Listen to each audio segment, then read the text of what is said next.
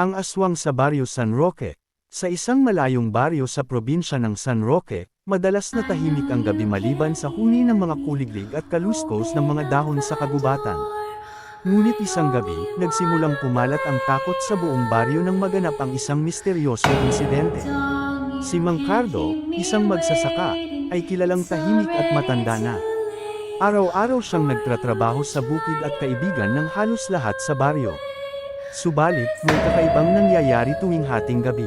Ayon sa mga kwento ng ilan, madalas nilang makita si Mang Cardo na umaalis ng bahay nang hindi nagpapakita ng kabuoang anyo, kundi parang isang anino lang na dahan-daw ang naglalakad patungo sa kagubatan. Isang araw, isang batang babae, si Liza, ay nawala. Isang araw siyang hindi nakauwi matapos maglaro sa gilid ng bukid.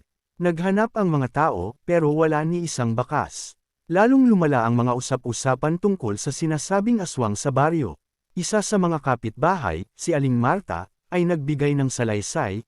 Nakita raw niya si Mang Cardo na may daladalang sako sa gitna ng gabi, at tila may kumikilos sa loob nito.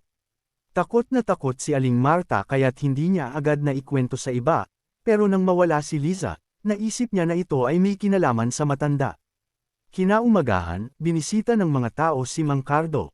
Nakangiti itong bumungad sa kanila, pero ramdam ng lahat ang kakaibang aura sa loob ng kanyang bahay. Tahimik, malamig, at parang mabigat ang hangin. Nakita nila sa isang sulok ang sako na sinasabi ni Aling Marta. Ibinaba ito ni Mang Cardo malapit sa kanyang pinto, parang wala lang. Ngunit bago pa man nila mabuksan ito, bigla siyang nagsalita, "Walang laman yan, mga anak. Ano bang hinahanap nyo?" Pero dahil sa takot at duda, pinilit nila itong buksan. Nagulat ang lahat nang makita nilang laman lamang ay mga tuyong dahon at sanga. Napahiya ang ilan at humingi ng tawad, ngunit si Aling Marta ay hindi mapakali. Naniniwala siyang may tinatago si Mang Cardo. Dumating ang susunod na gabi, at gaya ng dati, may naririnig na kaluskos mula sa bahay ni Mang Cardo. May mga aninong gumagalaw sa likod ng kanyang bahay, at tila may tinig ng isang batang umiiyak. Nakita muli ni Aling Marta si Mang Cardo na lumabas ng bahay, pero ngayong gabi, mas kakaiba ang kanyang kilos, parang hindi tao. Dala ng takot, nagtipon ang ilang kalalakihan sa baryo para subaybayan siya.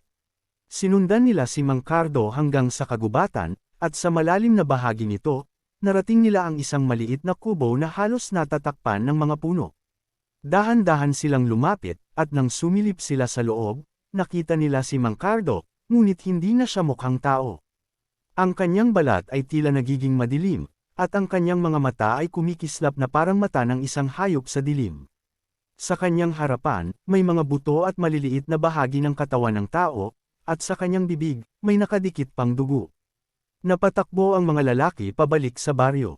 Kinabukasan, nagtipon ang buong baryo upang harapin si Mang Cardo. Ngunit nang dumating sila sa kanyang bahay, wala na ito roon. Ang buong bahay ay abandonado at walang bakas ng kung sino man. Tanging ang sako ng tuyong dahon ang naiwan, ngunit ngayon, may kasamang amoy na parang naaagnas. Mula noon, hindi na muling nakita si Mang Cardo, ngunit ang takot at mga alaala ng kanyang kakaibang anyo ay nagpatuloy.